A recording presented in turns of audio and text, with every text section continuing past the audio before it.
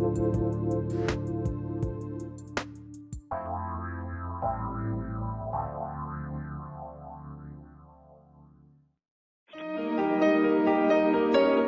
to the Dr. Pat Show. Talk radio to thrive by. Powerful, inspiring, and coming to you live, bringing you stories of people like you and me, busting through and living life full out. Get ready to dare to wonder what your life would be like if you knew you could not fail.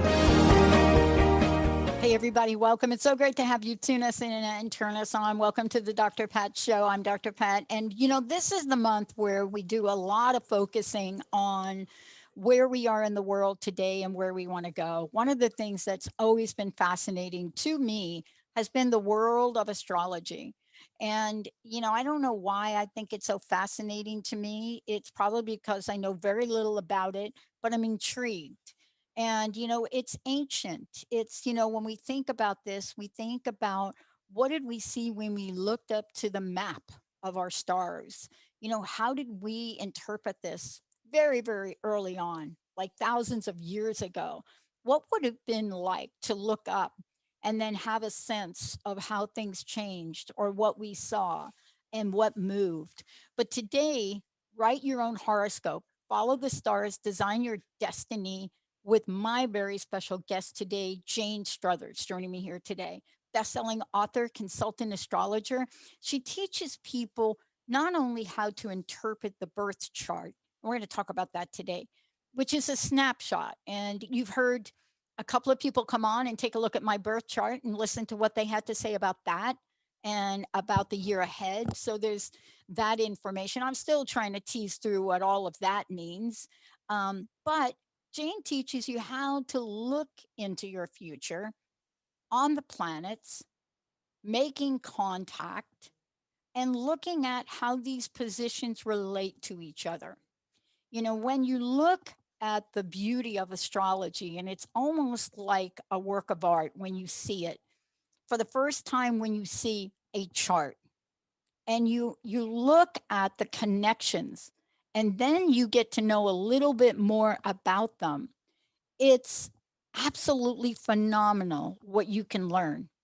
But that's why we need people like Jane, because it's not just a simple, what's my day going to be like? It's how do we interpret all of the moving parts? We've done several shows about, yes, Jupiter and Saturn. We've talked about the age of Aquarius. But the question really becomes, can you write your own astrology? Can you learn to follow the stars? How do you design your destiny? That's what we're talking about today. Jane, it's great to have you. Thank you very much. It's great to be here. I am one of these people that from an early age got really fascinated by moving parts, planets, signs. I'm also one of these people that is not an expert. I go to other people and I say, this is my birth chart. What's the solar return? What's the year going to look like? You know, what are some of the things you see? And I learned something else. I learned the term esoteric. And when I heard that esoteric astrology, oh, what does that mean? It opens up a whole new world. Thank you for joining us. Congratulations on your book. Thank you. Right? Congratulations for literally writing a book that really taps into everything we think but are afraid to say, right, about astrology. Welcome to the show. It's great to have you here. Thank you very much. Thank you. Great start to the new year. Start the new year. And for you, look at you smiling. See, every person I've had on that talks about astrology, they are so smiley. And I think they're just like, oh, I got some information. But you know, like me and my strange attraction to astrology, and I consider it strange, really. You're different. You tapped into this, and it became more than an attraction for you. This is a passion and a purpose for you. I want to ask you this: what the heck fills you up, Jane, when you're thinking about this? Because look at you, you're the happiest person I've had on this year. I love the way astrology offers us so many, as you were saying, really, so many glimpses into how we are. And it is like a roadmap of ourselves. Your birth chart is a roadmap of who you are, of your potential as well, because none of us expresses our chart fully. We couldn't possibly, because it has so much scope, not only in positive ways, but some quite difficult ways as well. And it's just wonderful to be able to work with people and give them this view into themselves. And that is one of the things that I really love. And I love writing about astrology as well. I mean, I love writing. I've written over 30 books. So there's a bit of a clue there. But, it's just brilliant being able to explain things and have a bit of fun with it and give explanations, give examples, and just really set people's imaginations on fire. And I think that's really part of my fascination. But the book, this particular book, and let me acknowledge all of the books you've written, maybe you'll inspire me to do a little writing, but this book in particular I found fascinating because not only of the way that you've written the book, the visual effects, the diagrams in the book, the explanations in the book, the charts in the book. You could tell I'm a visual learner, right? Yeah. And the minute I laid my eyes on this, I just thought, wow, this is going to be cool. But you also take us on a step by step. And what's interesting about this, the minute I turned to the opening page, and then the second page, I was fascinated by the artistry of this. Now, I wouldn't guess what sign you were, but I know for somebody like me, this was music to my ears. Tell me about the format of the book, because I've seen a lot of books on astrology. I've seen a lot of books on how to do astrology, but I've never seen a book like this, which is so many key learning points and visualizations. Why was that important to you? Oh, well, thank you so much for that. That's wonderful. Well, it was important to me. I wanted to cram in as much information as possible. And, when you're writing a book, the publisher says you've got the set number of pages, a set number of words. You can't go over it because otherwise they'll just be cut. And I work as an editor as well as a writer, so I can see it from both sides. And when I started writing Write Your Own Horoscope, I started writing it as text, as running text. And after about half an hour, I thought, well, this isn't going to work because I'm going to take up all the space and I won't have said much. So I thought, well, the only thing to do then is to have diagrams, have bullet points, have tables, so that for a start, I can cram in a lot more information and it's easy to look at for the reader. And also, it makes the book look much more exciting because it's not just page after page of text, solid text. Yeah. So that was why it looks the way it does. And you know what I really love about it? You come out of the gate and you start to talk about the nuts and bolts of astrology. And I want to start there with you in talking about the nuts and bolts of astrology, because I think that these folks that looked to the stars thousands and thousands of years ago had a view of what the meaning was. But in astrology, there are some basic things. A lot of us really know maybe one or two things, right? I know I am a Sagittarius, but I know that I've got a ton of Capricorn, including my moon. I know those things. I know when I get my birth chart, and you look at it and you say, where is the air? There's no air. Or you look at your solar return and you see a lot of things on it, right? You try to tease that apart. But we have to have sort of the nuts and bolts and where it all begins. Let's talk about that for a moment. Mm-hmm. Okay. Well, it's very important, I think, to understand the basics. And I taught myself astrology when I was in my teens, and I used a book. And in those days, there was no such thing as the internet. There was no such thing as a personal computer. And I calculated a chart. It would take me 4 hours to calculate a chart by hand using logarithm tables and everything. And if you got an initial calculation wrong, the whole thing was wrong, but you wouldn't know it. And these days, I mean, it's, as I say in the book, it's very, you can just go online and get a free birth chart. You can get the image. You don't have to spend 4 hours calculating it and hoping that you've got it right. But I think, therefore, you can get the birth chart up, but you don't really know what you're looking at. So that's why I wanted to explain everything at the start of the book about what the chart represents, because I think if you can get a sense of, say, the 12 houses of in the chart and what each one means, then the whole thing starts to come alive. So that's why I wanted to put in the nuts and bolts. And also, you have the sun in Sagittarius, I've got Sagittarius rising, and I've got a very strong Jupiter. So I have this need to expand knowledge, really, and send it out to the world, I suppose. Yeah. So, And I think these are the things that when we look at them, and boy, am I going to talk to you about this. These are the things that when we have a sense of it, and I got to say, kudos to you for really studying this and learning this on your own. I mean, it's not that some of us haven't tried to do it. I mean, just enough. But the mystery of this, I have found is so intriguing. And what do I mean by the mystery? The mystery of all the connected and moving parts. And I think this is what people don't know, right? Because you can go to some of the websites, right, Jane, and you can go there and it's like, oh, today you're gonna like be happy, and you can get that, and that seems like it's a thing.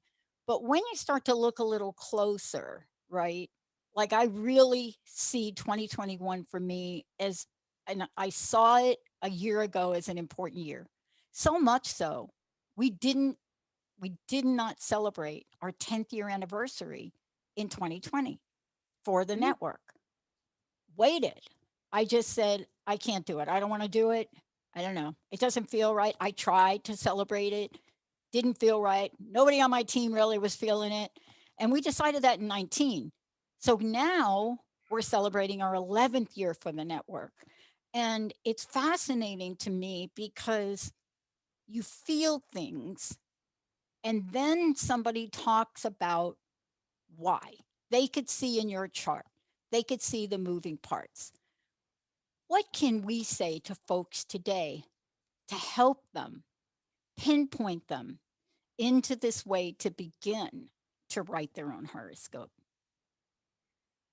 well, other than buy my book. Yeah, no, the book is that goes without saying. Yeah.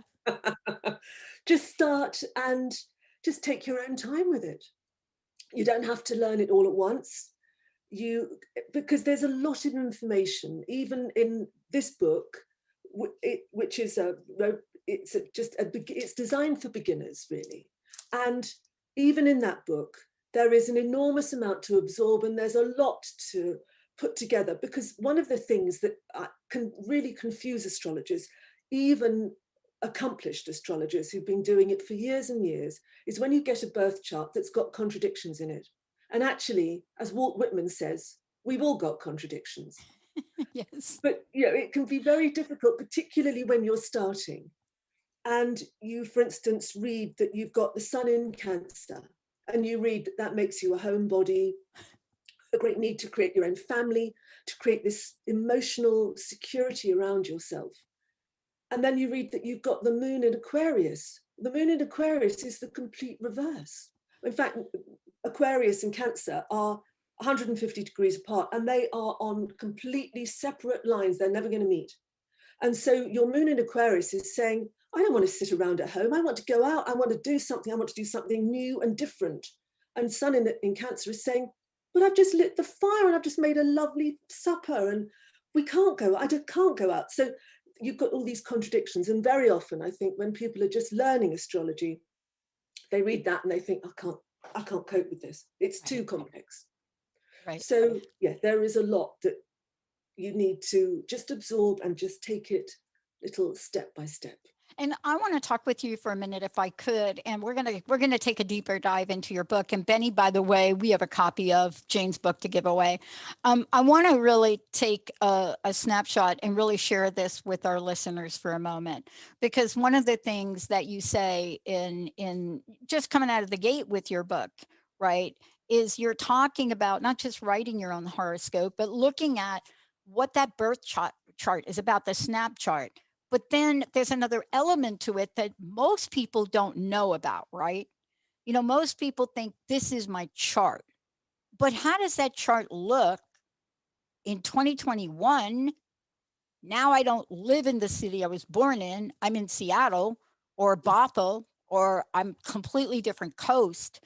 And what is my chart going to start to look like as we roll into 2021? Some people call it solar return, some people call it transits, whatever it is. Can you talk about the difference for people? Because a lot of folks don't know there is a difference. Well, the thing is, obviously you're born with a particular chart, and that's set for you wherever you landed on Earth. Yeah, you can't change it. You can't change it. Believe me, I've tried. Yeah, it's, as you know, I'm sure it's called relocation. You can reset the chart for where you would like to live in the world. There are all kinds of ways of playing games with astrology, but essentially you are who you are, and you are the person that you are because of where you were born and when you were born. But yes, as you say, you can relocate, you can live somewhere else, and therefore, have you got a different chart? Well, no, you've still got the same chart. But if you are going to do a chart for a solar return, which for anybody who doesn't know what that is a chart for your birthday. It's when the sun returns to its exact position, its exact degree and sign that it occupied when you were born. And it's always going to be slightly different. It's never going to be the same time as your birth date. Sometimes it's not even the same day, because the sun does not chug into each degree at the same time every year. So you've got, now I've interrupted myself. I'm trying to think. No, but what you're talking about is something that most people don't know. You know, they don't know we go through this cycle, as you're saying. And, you know, it's not like you discount your birth chart. It's not like birth chart's and you throw it away. No, but then we're now in a new year. You're maybe in a new place. The question is, how does it look now? How does it look where I am today in my life, in the year I'm in my life, where the planets are in my life, where the signs are, where the houses are? How does that look today? And I think most people are surprised that it doesn't look like your birth chart. No, well, you see, exactly, because you've got your birth chart fixed, and then you've got all the planets going around the outside of it all the time, a bit like a fairground wheel, really. Yeah. And then every now and then, a planet that's transiting, as you mentioned earlier, it's called transiting, it's going around your chart in real time, and it will make a contact with a bit of your chart, whether it's a planet or an angle, and it's I always think of it as though it lights up. That bit of the chart lights up and it's activated. And any planets that particular, say that we've got Pluto currently in the sky, and it contacts your natal Venus, the Venus you've got in your birth chart. Yeah. And say Venus is in Capricorn at the moment. Pluto is at 26 Capricorn. Yeah. And so something like that. And so there is Pluto. It comes along and he lands straight on your Venus. Ding! And Venus lights up. Actually, for a Pluto contact with Venus, it might not exactly light up. It might kind of shake a bit and pulsate. And then any other planets that are in contact with your Venus in your chart are also going to light up. And they're all activated. And you might think, for instance, wow, I used to have a terrible problem with jealousy and wanting to control the people I love. And I've spent thousands of dollars getting that fixed. And here it is again. And I'm going to ask for a refund. And actually, it's because that innate tendency of yours has been triggered by Pluto. Pluto represents many things, but including controlling, wanting to really delve deep into things. Pluto and Venus, for instance, is a very powerfully emotional aspect. And it's all about what's really important to you. Then it becomes even more important. So yes, as you were saying, the old birth chart, it stays the same. If you move to a different place and you are going to have your birthday. This is what I was talking about earlier. And it's called your solar return, when the sun returns to where it was when you were born. Well, actually, if you've moved far enough away, your new chart for where you live now is going to look a bit different. And there is a big question in astrology, which has never been answered. It's all about personal preference. Do you set the chart for where you were born or where you live now? And you probably know this, some people actually, if they know a bit about astrology and they look at their solar return coming up and it's a Lulu, it's really horrible. And they think, okay, well, it's not good there. It's not good where I live. Well, I wonder what it looks like if I went to Australia. So they set the chart for Australia. Hey, that's much better. And so they go to Australia, if they've got the money and the means. Exactly. The opportunity. But actually, and they think they've somehow cheated whatever was looming coming up for them. Actually, I don't think we have, because we're going to experience it somehow or other. If astrology is bringing us some difficult experience, we are not going to dodge it by blowing out our birthday candles in a different city. We're still going to have to face that somehow or other. Yeah. And this is really, I mean, I think that when we're looking at this is all part of what you're covering in your book. I mean, one of the things that, I was really struck by as I was reading your book is there are so many things that you are explaining so well to everyone, including when you talk about the four angles or the five major aspects or the four elements. And you break us through and you walk us through this carefully, just to say, look, we're going to take this journey. And then we get to the place where we analyze our chart. There's one thing that I think I've discovered that you just nailed it. It's so easy when we're working with someone and they talk about things. You just kind of look at them saying, no, whatever you just said, it's not like possible. And then something happens.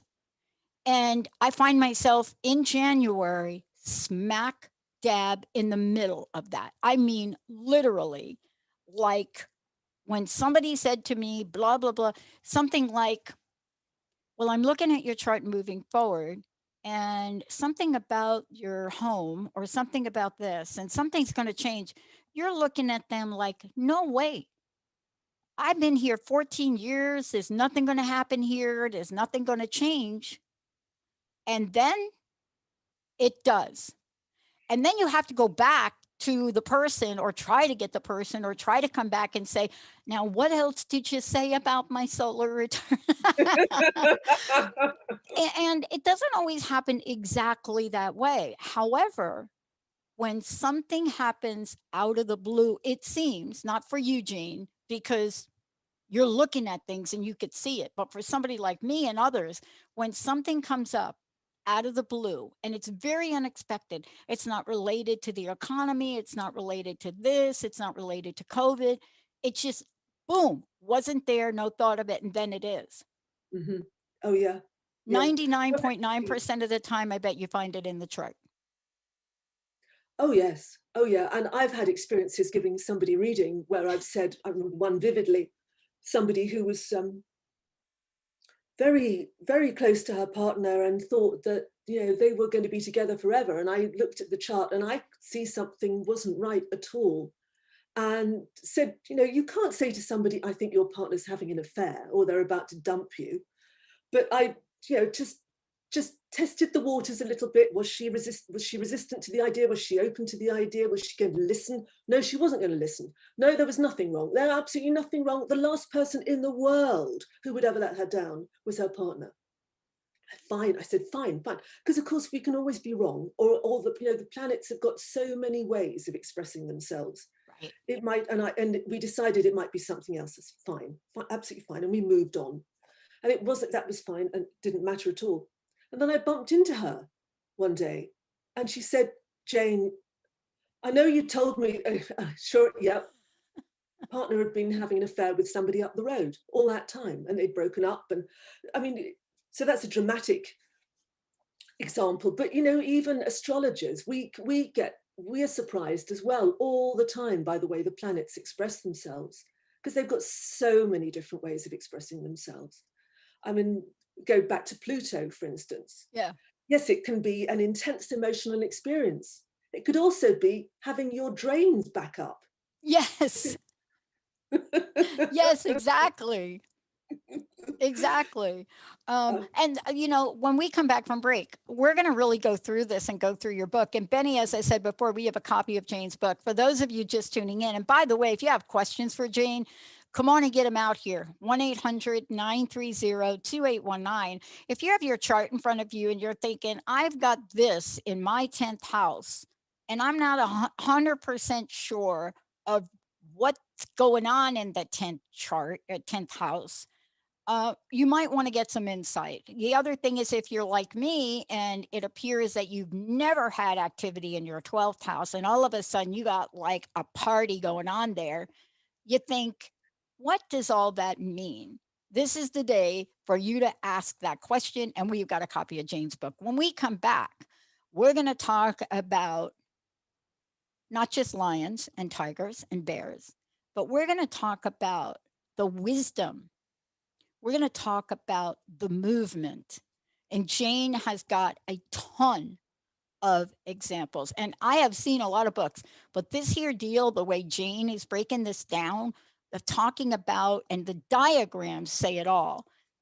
If she didn't put these diagrams in here and these beautiful pictures in here, it would be a whole different ball game. When we come back, maybe I'll get some insight as to why this thing happened to me, like now, like out of the blue. It's like OMG. Stay tuned, everybody. We'll be right back.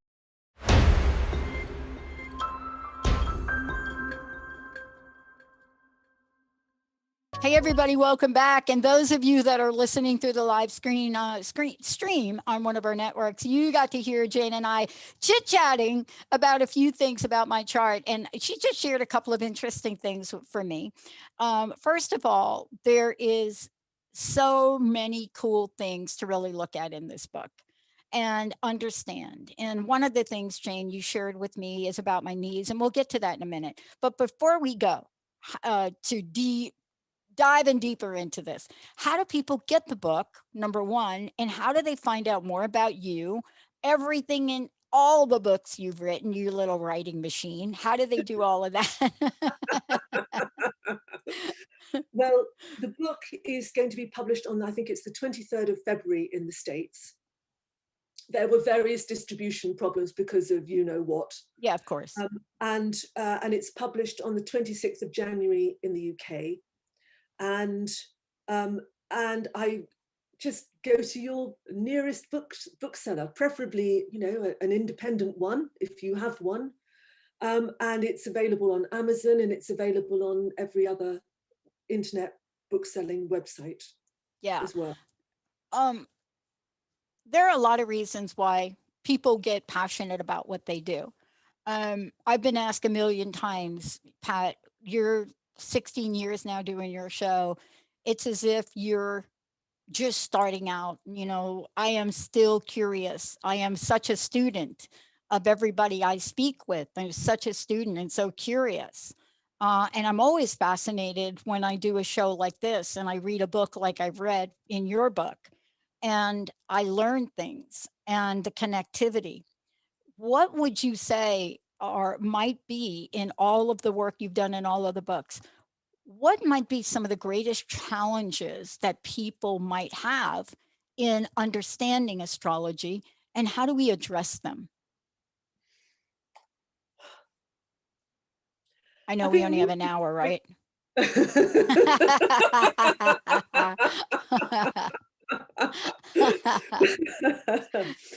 I think one of the great challenges is that it can be, as I was saying earlier, it can be very complicated, or it seems to be very complicated when you start.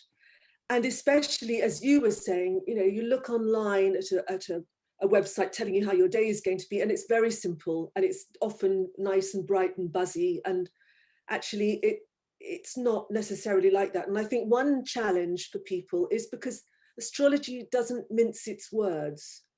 if you're going to look at your own chart, or you go to see an astrologer face to face, you are inevitably going to hit some difficult bits. You're going to talk about the past. You might be uncovering areas of your chart which represent areas of you that you don't really want to think about. Your filthy temper, for instance, or your difficult upbringing, or that boyfriend who was just nightmarish, and or your tendency to lend people money and never get it back. Whatever it is that you consider to be a bit of an Achilles heel, that is probably going to come up, and that can also be a challenge, because it may well be something you do not want to look at.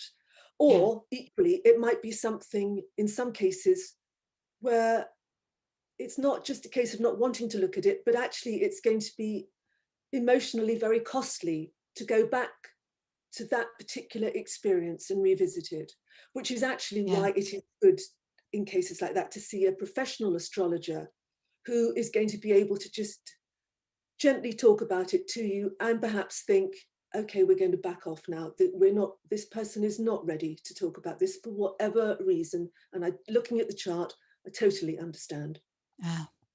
And then also another challenge, I think, is that we live in an age now where everything is instant.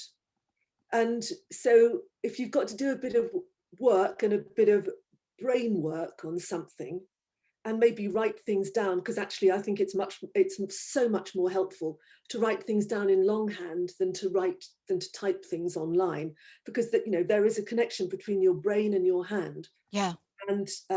And it just helps things flow, I think. And also it means you're less likely to be distracted by the next email pinging into your inbox. And so I think there is also that, there is that, oh, I haven't got very far yet. I'm only at the sun, and I've still got another 9 planets to work through. And I think actually I'm going to go and have a cup of tea. And so that, I think, can be another challenge. Yeah. I think what you're saying is so true. I'm very fortunate. I have a best friend. My best friend's here. She's been my caregiver through my knee surgery. And for those of you that are texting me right now, you saw me on my phone. I'm really okay. My knee replacement, my gosh, I got a brand new bionic knee. So please, thank you for all your concern, and certainly thank you for your prayers. And I think, Mary, you're the one sending me Reiki, but I guarantee you there's a whole lot of other people. And it's because of you that everybody is in awe of how well I'm doing.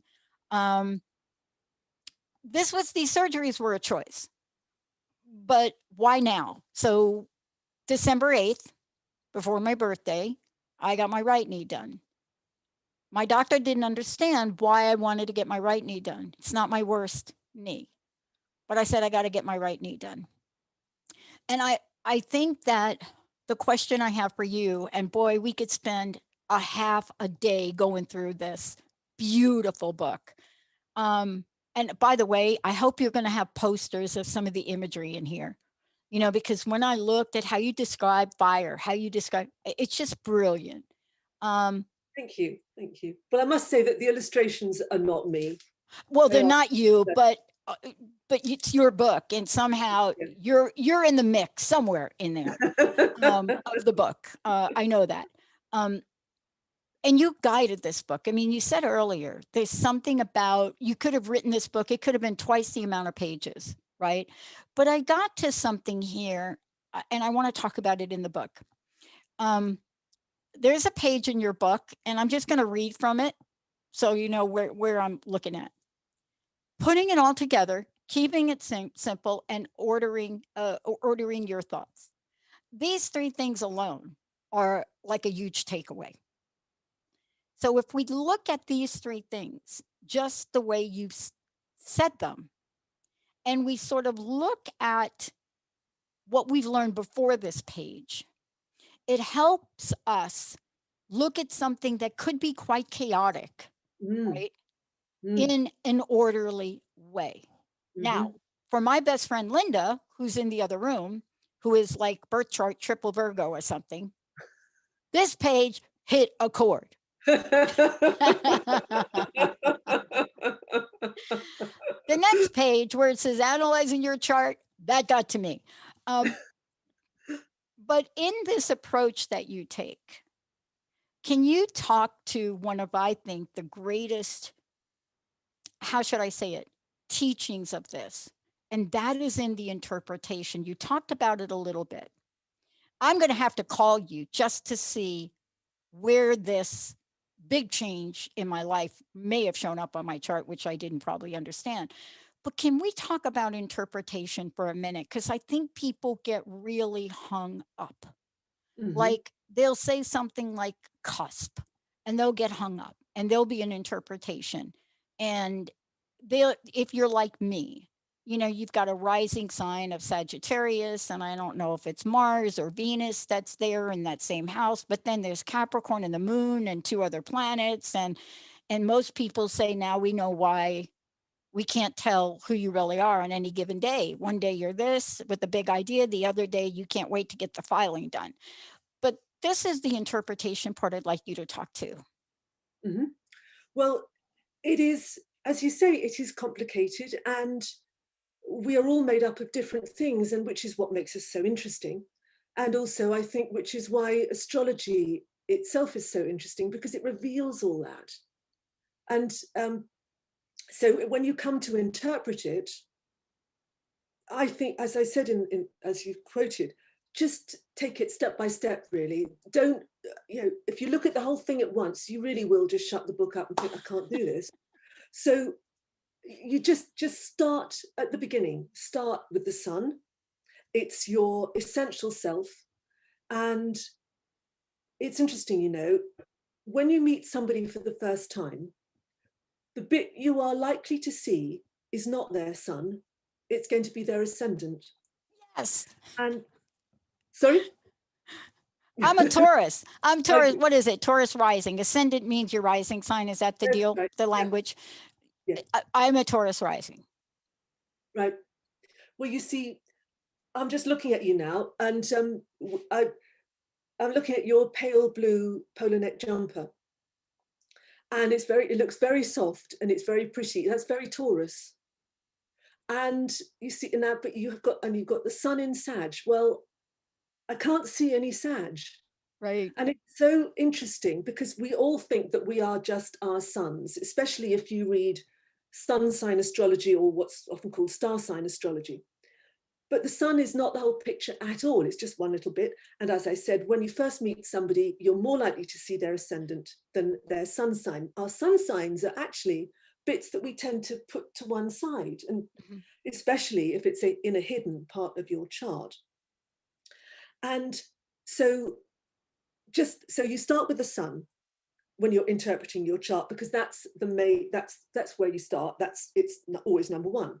And just go through it. Just look at, you've got the sun in Sagittarius. Okay, so then you look in the book and you write down sun in Sagittarius. Interested in ideas, exploration, a need for freedom, independence, a great thirst for knowledge, expansion, positive, possible tendency to be clumsy. Oh, totally. Sometimes Sagittarians have got foot in mouth disease. Eh, As Sagittarius rising, I certainly have. I open my mouth and I put my foot straight in it. And so you just go through that, and then you look, whereabouts in the chart is it? It's in the third house. Ah, okay. So what's that? Oh, that's all about communication. So now oh yes, that fits. You think, oh yeah, that's good. I like that. So you've got this expansive personality, and there they are communicating. So you write that down. Okay, yeah, you think, yes, I can see that about myself. Yes, people do tell me I talk a lot, for instance, or I love going on short journeys. I love visiting places. It's very Sagittarius. Great. So you look at that. You look at the aspects that the sun makes to other planets. Okay, yeah, great, good. Oh, you think, oh, that's interesting. I've got, for instance, the sun conjunct Venus. Oh, that makes me very charming. Well, that's interesting, because actually only the other day, somebody told me I could be quite rude. Well, so, so you've got to put all these little things together. And also you can think, well, actually and then you just carry on then with the moon, and just keep going systematically, and do give yourself a break, come back to it. You'll find that as you work on a little bit and then you go off and do something else, it will be whirring away in the back of your mind. And I would say, carry a notebook with you and jot down the ideas, because I have learned from bitter experience that no, you don't remember them. You might think they're so blindingly obvious. Of course, I will remember that flash of brilliant insight. No, it's gone. You just remember that you were chopping potatoes at the time, but you can't remember what it was that you were thinking about. That's totally true. So just be systematic, just piece it together like a jigsaw. You don't have to have the whole picture at once. Just keep putting little bits in and just keep building up a picture. And you'll find that you eventually get there. And then you can look at other books as well. Every astrologer has a different way, a slightly different way of looking at things. So, and also, no book is ever going to be big enough to contain all the information. So we're all selective about what we write about. So you can look in different books. Oh, that's interesting. Look, Sun conjunct Venus, for instance, a very sweet tooth. Oh yeah, I have. So, and so it goes on. So that was what I would say. Just build it up gradually. And I really like that we're talking about that, because I think that if you're listening to this show, right, one of the things that happens to people is there's so much, right? And even if you get sort of the printout, let me just call it for a minute, it's still a bit daunting. And I think what you're talking about, and especially the way that you've prepared and have written the book, right? I think that, you're giving it to us in a way where we can take it a piece at a time, where we could take it a piece at a time. But even after we learn this, we still may want to go to another person. At least this is what I find, because my interpretation of it is going to be so skewed and biased in a lot of ways. But to get an objective look, I also think has been important. What are your thoughts on that? Oh, definitely, you need an objective look, because it's only human nature to look at all the characteristics of your sun or your moon or whatever, and you look at all the nice ones, you think, oh yeah, absolutely, absolutely. And then you read the nasty ones. No, that's wrong. That is wrong. No, that is absolutely not right.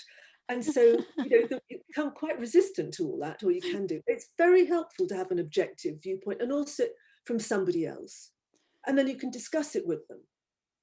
And also they may not put it in completely black and white terms. And so it's then there might be a bit more acceptable, for instance, to understand that, yes, you do have a bit of a fiery temper, and maybe it might be a good idea if you could possibly just pause for a little bit and think before saying that really horrible thing that you are just itching to say. Yeah. Or whatever it is, or go and max out your credit card, and even though you've learnt from horrible experience, it's not a good idea.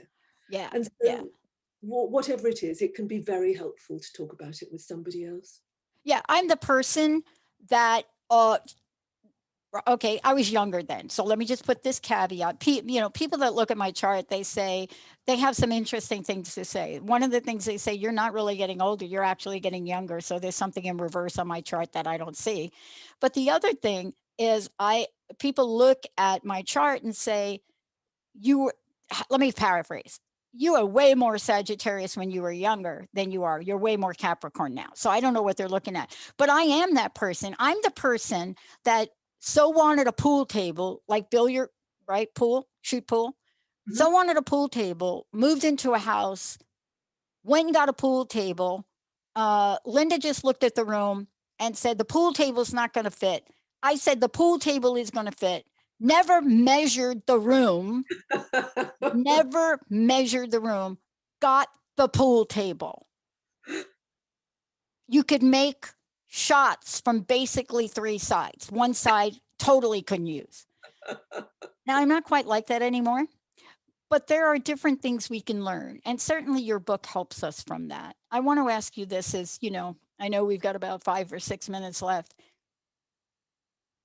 What is your hope for people reading the book?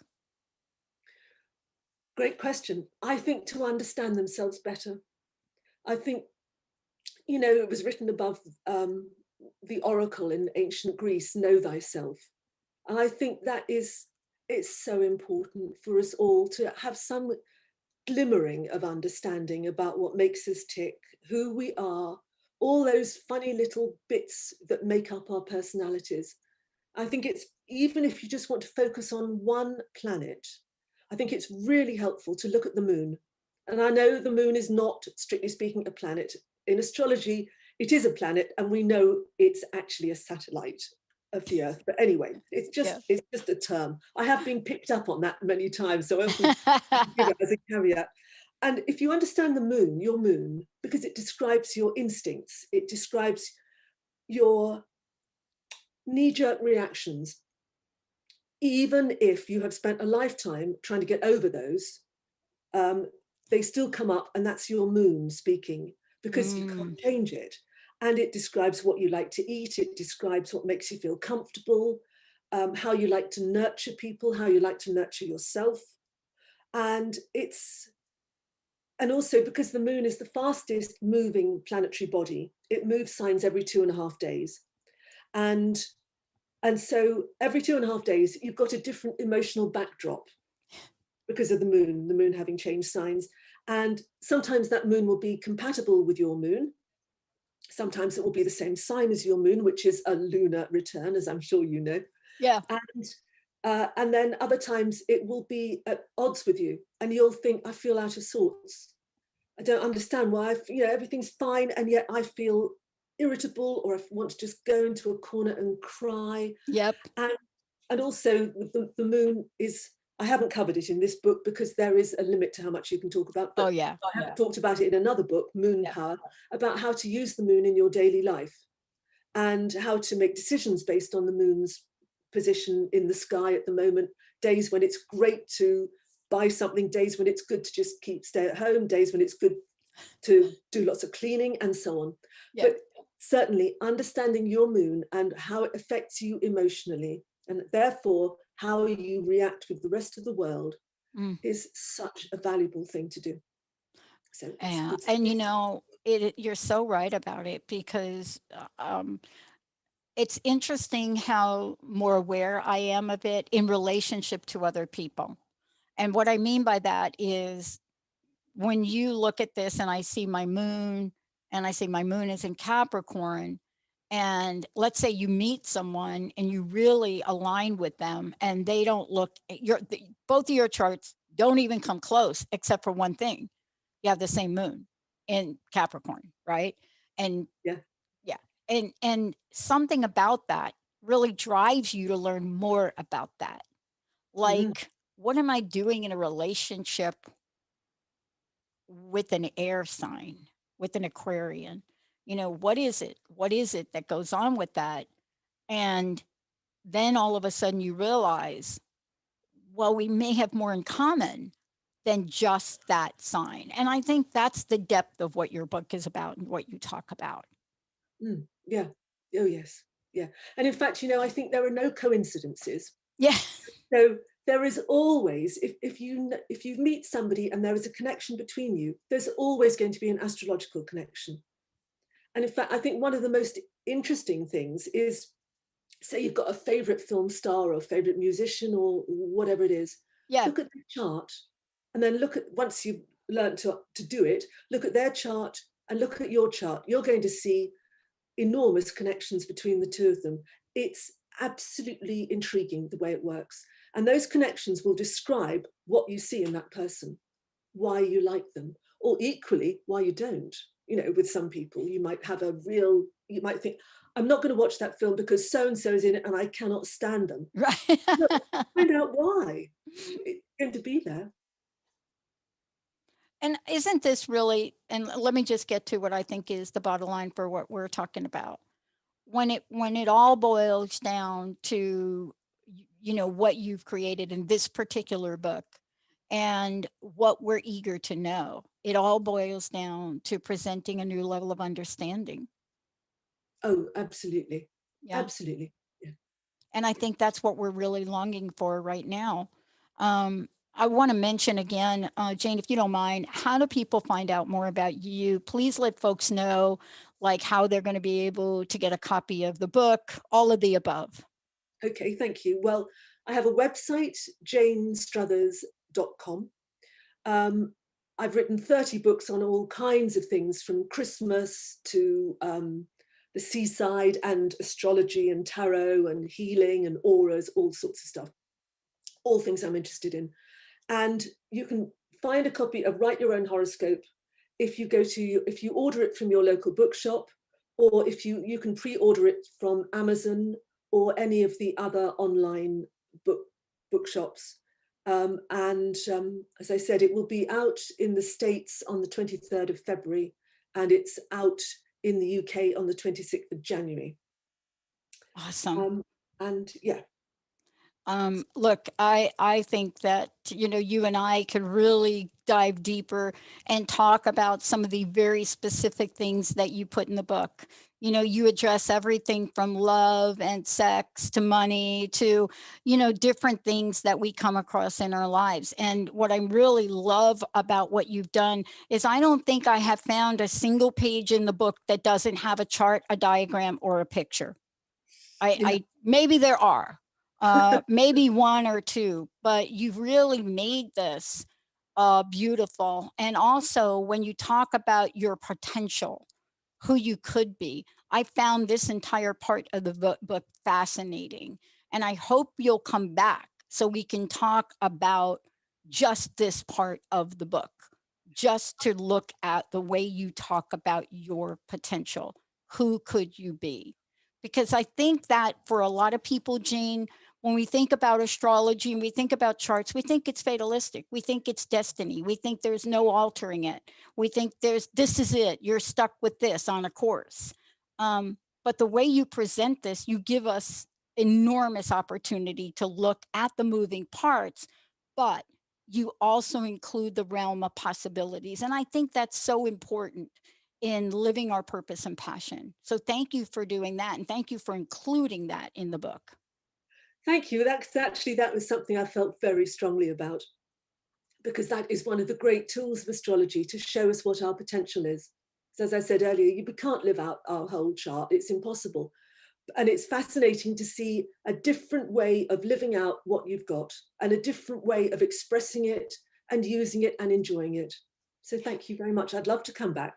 I hope you will come back, because when I got to the page where you're like literally mapping out 29 years, 36 years, 42. I mean, when I got to that page and I looked at 42 years and Uranus half return, midlife crisis, 42, I lost my job after 24 and a half years. And yet I had to lose my job to get me on a path to go back to school, to move clear across the country, to go to even a higher degree. That had to happen for me to do that, or I'd have stayed in that job, probably retired, and be someplace on the shore of New Jersey right now, which is not a bad. Thank you, Jane. One more time, website, please. JaneStruthers.com. Awesome. Hey, I'm Dr. Pat. We're going to get Jane back. And I think what we're going to do to help all of you out, we're going to let you know in advance so we can get some questions in here in advance. Hey, everybody, stay tuned. Another hour coming up right here on Transformation Talk Radio.